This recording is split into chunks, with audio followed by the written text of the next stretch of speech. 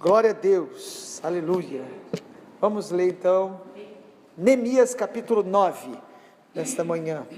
No dia 24 deste mês se ajuntaram os filhos de Israel com jejum e pano de saco, e traziam terra sobre si.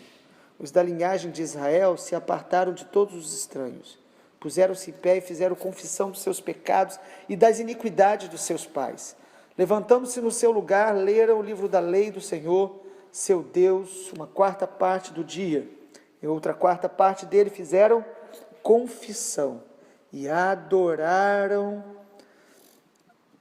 o Senhor seu Deus. Jesua, Bani, Cadmiel, Sebanias, Buni, Serebias, Bani e Kenani se puseram em pé no estrado dos levitas e clamaram em alta voz ao Senhor seu Deus.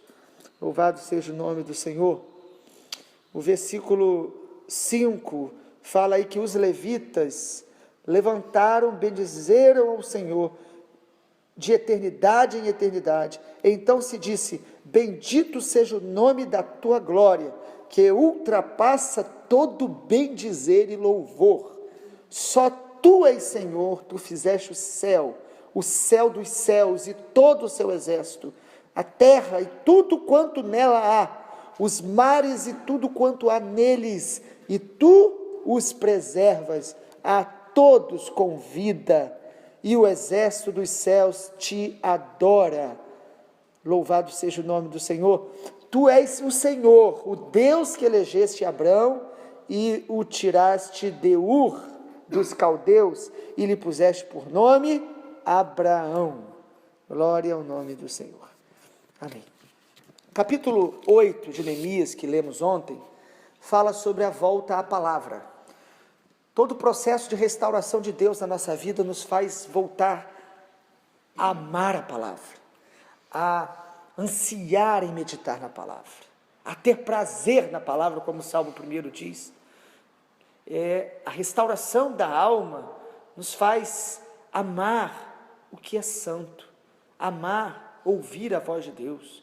Quando o nosso coração está sobrecarregado, a nossa alma está aflita, a palavra, ela se distancia da gente, nós não temos aquele prazer de meditar nela, de buscá-la e de praticá-la, porque essa deve ser a nossa relação com a palavra: meditar, guardar, obedecer e falar da palavra, compartilhar o que Deus tem falado conosco.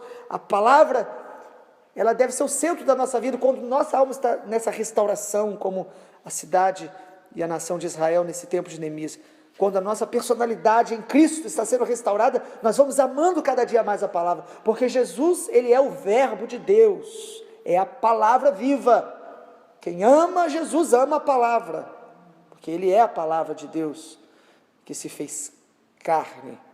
E o texto do Neemias 9 nos mostra o fruto da palavra na vida deles.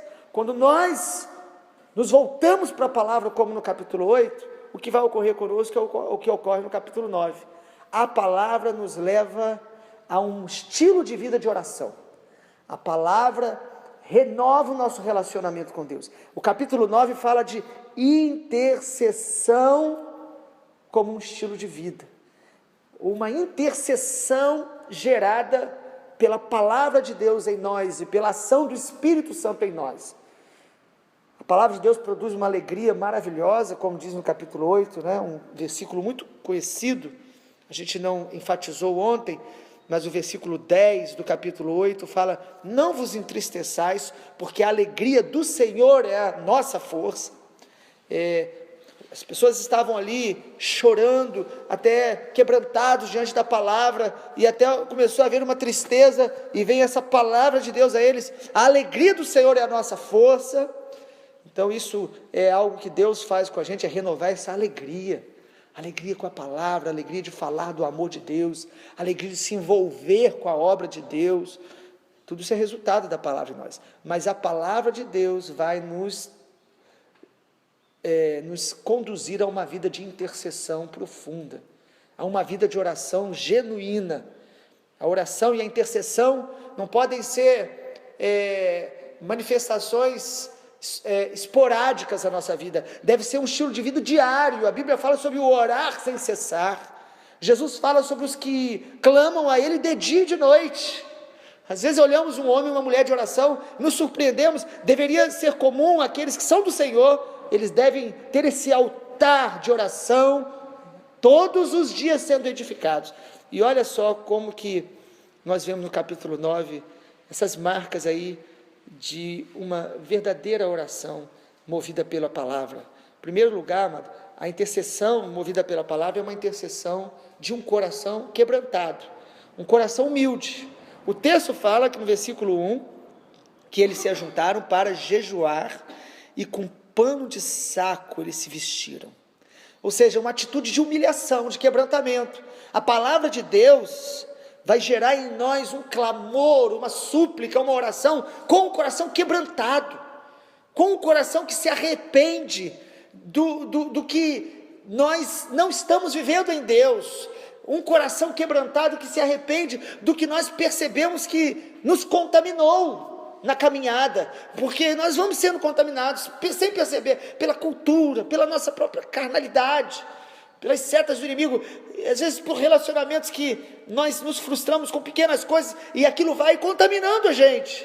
Quando nós nos expomos à palavra, ela nos limpa e nos leva a uma oração quebrantada, porque nós podemos orar com soberba, que é um dos grandes perigos que a Bíblia nos exorta tanto, quanto aos fariseus, e podemos ficar orgulhosos até porque oramos, mas quando a palavra que está tratando conosco, ela nos leva a orar como Isaías: Senhor, se propício a mim, pecador. Nós vemos os nossos defeitos e não os dos outros.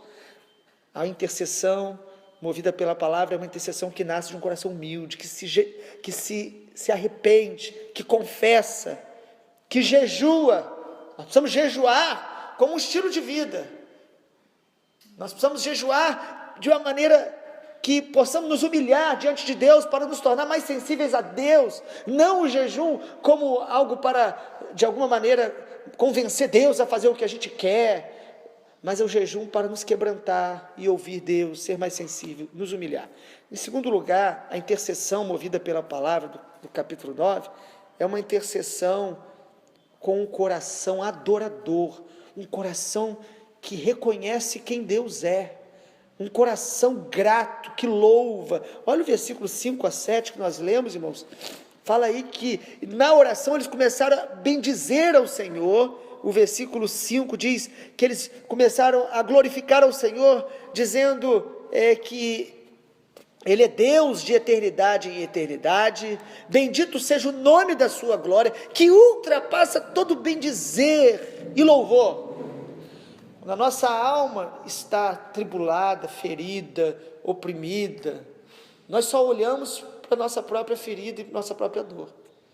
Quando a palavra começa a nos restaurar, nós começamos a nos lembrar da grandeza de Deus, da glória de Deus, do nome do Senhor, e isso vai enchendo o nosso coração. É uma intercessão, então, não voltada e focada nas nossas necessidades apenas, mas é uma intercessão cheia de adoração, de louvor, de glória para Deus. Às vezes passamos tempo só adorando, glorificando, olhando para Ele. A intercessão, ela não tem como objetivo principal resolver os nossos problemas. A vida de oração e intercessão, o objetivo principal é a intimidade com o Senhor e o reconhecimento da glória dEle e a adoração a Ele. Ele é o centro de todas as coisas. A grandeza, o poder, a soberania de Deus, a misericórdia de Deus, tudo isso é reconhecido numa intercessão movida pela palavra e pelo Espírito. Em terceiro lugar, a intercessão deles, a intercessão gerada aqui em Neemias, é uma intercessão movida pela convicção no poder de Deus para transformar qualquer situação. Convicção no poder de Deus. Esse é o último aspecto que eu quero destacar aqui da intercessão gerada pela palavra. A palavra de Deus, então, quando a gente acolhe, ela nos leva a adorar, ela nos leva a orar, ela nos leva a orar com foco no Senhor, na grandeza dEle, e a palavra de Deus nos lembra que ao orar nós estamos em comunhão com Deus e nós podemos experimentar um poder, uma manifestação gloriosa acima de todo entendimento, acima de toda possibilidade humana. O versículo 32 ao 38 vai nos mostrar isso, nós não lemos, mas depois você pode olhar em Neemias 9.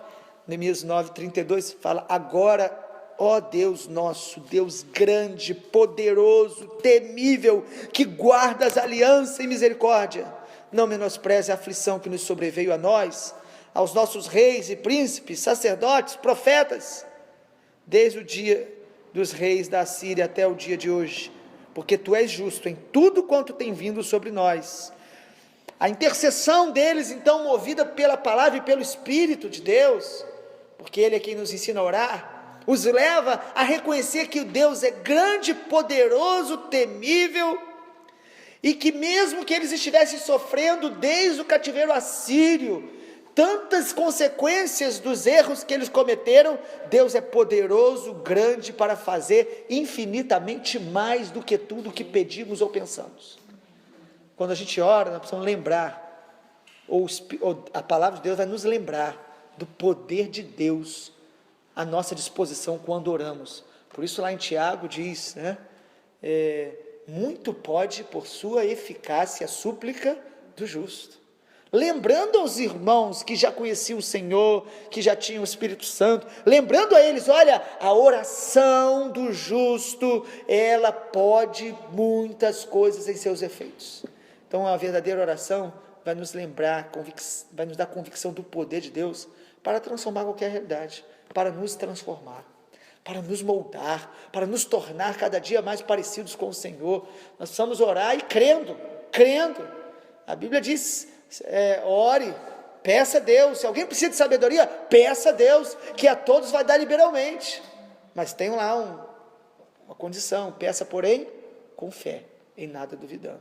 A verdadeira oração, movida pela palavra, vai nos levar a esse entendimento de que o poder de Deus é sempre acima das nossas expectativas, é sempre capaz de nos surpreender, que o Espírito do Senhor nos surpreenda em nossa vida de oração continuamente, para a glória do Senhor Jesus. Amém.